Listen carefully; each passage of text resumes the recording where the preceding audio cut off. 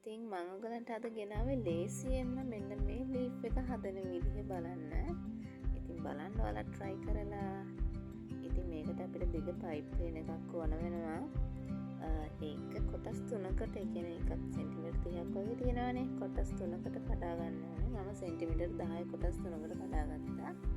ඊට පස්සේ කම්බියක් අරගෙන මෙන්න මේ විදිහට තියාගෙන glue ඇඩ් කරලා අපි ගම් ටේප් එක චුට්ටක් කොටා ගන්න ඕනේ. සෙන්ටිමීටර් 3ක වගේ ගැප් එකක් තියාගෙන ඊළඟ එකත් අපි මෙන්න මේ විදිහට කොටා ගන්න ඕනේ.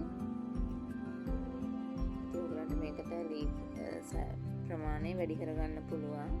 මට ලීෆ් කියන්නේ කොළ මට 3-4ක් වගේ ඕන වෙන්නේ මේ වැඩේට. ඒ නිසා මම මෙන්න මේ විදිහට මේ කොළ 3-4ක් දාලා තමයි මේක හදන්නේ.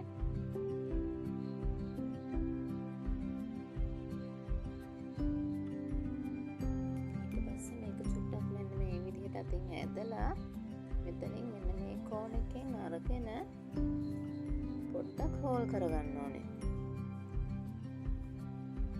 මේ විදිහට උතාගෙන යන්න ඕනේ යටට වෙනකම්ම.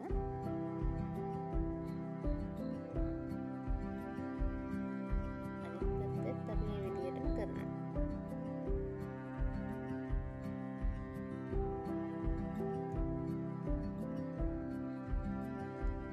පේනවාද හරිම ලේසි මේක. මෙන්න මේ විදිහට කරනවා නම් හරිම ඉක්මනින් මෙන්න මේ ලීෆ් එක ඔයගලන්ට හදා ගන්න පුළුවන්.